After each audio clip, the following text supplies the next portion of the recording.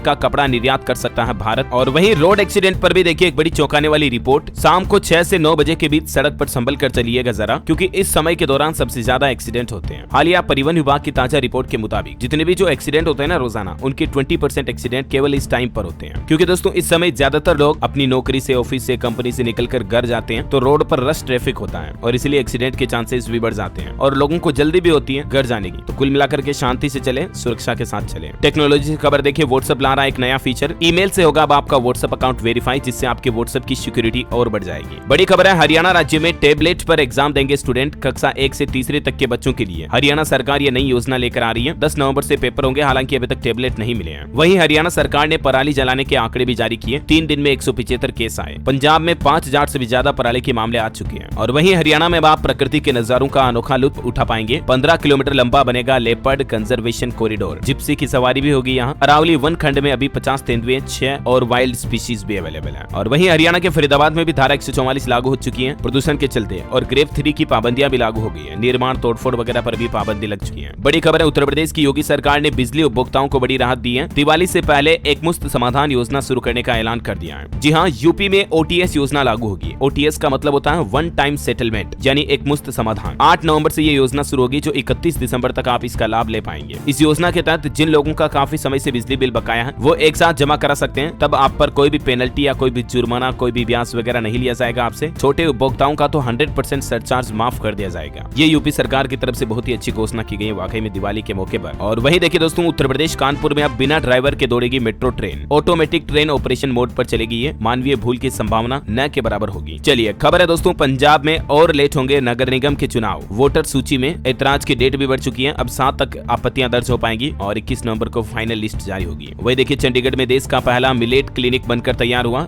GMCS 32 में सोमवार को इसका उद्घाटन होगा। लोगों को बीमारी के अनुसार मिलेगा डाइट प्लान। पंजाब में पराली जलाने में अमृतसर सबसे आगे है। अक्टूबर में आगजनी के 7000 से ज्यादा मामले सामने आए। झारखंड सरकार की कैबिनेट बैठक हुई। कुल 23 प्रस्तावों को मंजूरी मिली। दुमका एयरपोर्ट पर शुरू होगी कॉमर्शियल पायलट की ट्रेनिंग भी। इसके अलावा भी झारखंड सरकार ने दिवाली पर एक बड़ा तोहफा दिया। राज्य सरकार के कर्मचारियों का DA यानी कि महंगाई भत्ता 4% बढ़ा दिया है। अब उनका महंगाई भत्ता 42% से बढ़ाकर 46% कर दिया है। और कुछ बड़े फैसले देखिए, कोकर से AG तक फ्लाईओवर बनाया जाएगा। जिला जज के 13 पदों पर सीधी नियुक्ति की जाएगी। स्टूडेंट्स के लिए भी नया नियम लागू किया है। झारखंड सरकार दुमका एयरपोर्ट पर स्टूडेंट्स के लिए कॉमर्शियल पायलट वगैरह का प्रशिक्षण भी करवाएगी, ट्रेनिंग देगी। मतलब इस ट्रेनिंग के लिए न्यूनतम उम्र सीमा 17 साल होगी। फिजिक्स, मैथ, इंग्लिश के साथ 12वीं पास होना जरूरी होगा। इन तीनों सब्जेक्ट में कम से कम 50% अंक अनिवार्य होंगे। और भी कुछ डिटेल्स आप देख सकते हैं। तो ये सरकारी कर्मचारियों के DA बढ़ाने समेत कुल इस तरह के 23 प्रस्तावों को मंजूरी मिली है झारखंड सरकार की कैबिनेट बैठक में, है ना। चलिए अगली खबर है, उत्तर प्रदेश कानपुर में नई वैली पावर प्लांट में 1 यूनिट की टरबाइन का परीक्षण सफल रहा। इस साल के आखिरी तक इसका उत्पादन शुरू हो जाएगा। इससे प्रदेश में बिजली की सप्लाई और बढ़ेगी। और वहीं यूपी का पीलीभीत भी दिसंबर तक हेलीकॉप्टर सेवा से जुड़ जाएगा। टाइगर रिजर्व और दुधवा नेशनल पार्क जाना अब और आसान होगा। और चलिए अब अपना आज के मौसम समाचार पर नजर डाल लेते हैं। देखिए, केरल, तमिलनाडु समेत देश के कई हिस्सों में बारिश की संभावना। दिल्ली में कोहरे की दस्तक हुई। झारखंड के कुछ इलाकों में आज भी बारिश हो सकती है और छत्तीसगढ़ में भी हल्की बारिश की संभावना है। और भी स्काईमेट वेदर की रिपोर्ट के मुताबिक अगले 24 घंटों के दौरान देश के अलग अलग राज्यों में मौसम की संभावित गतिविधि क्या रह सकती है, इसके बारे में जानकारी भी आप स्क्रीन पर देख सकते हैं। ठीक है, और सराफा बाजार पर नजर डालें तो देखिए दोस्तों, इस सप्ताह सोना चांदी की कीमतों में गिरावट रही। सोना 61,075 रुपए पर आया। चांदी भी 71,000 के नीचे आई। ये देख सकते हैं आप साप्ताहिक सोने चांदी की रेट का चार्ट भी। चलिए बड़ी खबर है, एलोन मस्क ने AI चैटबॉट ग्रोक पेश किया। हालांकि अभी तक ये कुछ चुनिंदा यूजर्स को ही मिलेगा। जल्दी X प्रीमियम प्लस कस्टमर्स को इस चैटबॉट की सुविधा मिलेगी। ये चैट GPT की तरह होगा। चलिए खबर है, RSS के संघ शिक्षा वर्ग में होगा बदलाव। अब 15 दिनों का पहले साल का प्रशिक्षण होगा। नया सिलेबस तैयार हो चुका है। RSS की स्थापना के 98 साल बाद इसके सिलेबस में ये बदलाव किया जा रहा है। और बड़ी खबर है, उत्तर प्रदेश में अग्निवीर भर्ती की तारीखें घोषित हो चुकी हैं। 16 नवंबर से लखनऊ में शुरू होगी ये भर्ती। कुछ और एजुकेशनल अपडेट्स भी देख लीजिए।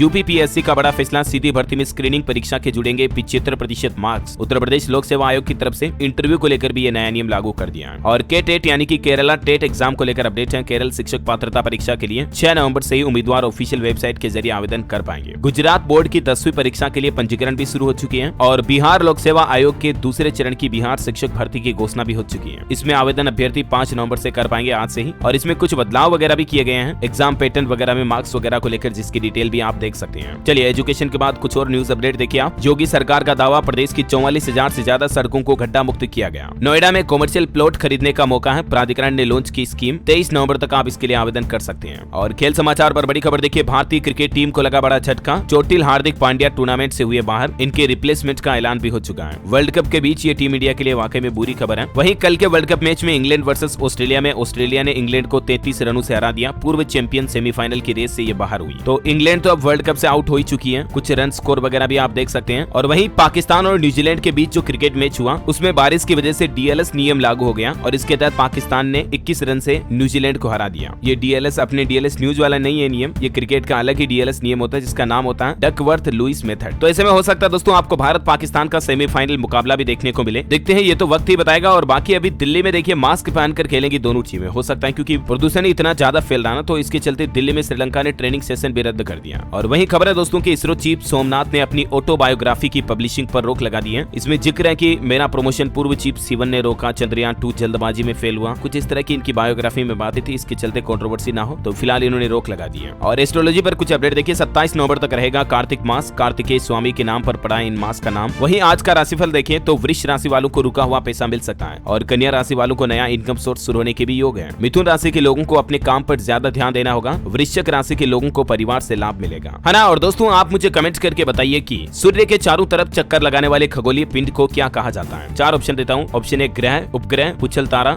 या ये सभी। ABCD which is right option let me know the comment box. जो लोग इसका सही जवाब इस वीडियो के नीचे कमेंट में देंगे ना, वो रैंडमली सेलेक्ट होने पर DLS न्यूज टीम की तरफ से एक शानदार सरप्राइज गिफ्ट जीत सकते हैं। और इसी के साथ ही अगर आपको वीडियो अच्छा लगा तो इसे लाइक करना, शेयर भी करना। DLS न्यूज चैनल को सब्सक्राइब करके बेल आइकन जरूर दबा दीजिएगा, रोजाना ऐसे ही काम की महत्वपूर्ण खबरें देखते रहने के लिए। और हाँ, स्टॉक मार्केट ट्रेडिंग में निवेश करने के लिए मार्केट वुल्फ को चेकआउट करना मत भूलिएगा। Link in the description and pin comment. Okay, मिलेंगे अगले नेक्स्ट अपडेट में, तब तक के लिए जय हिंद, जय भारत, वंदे मातरम।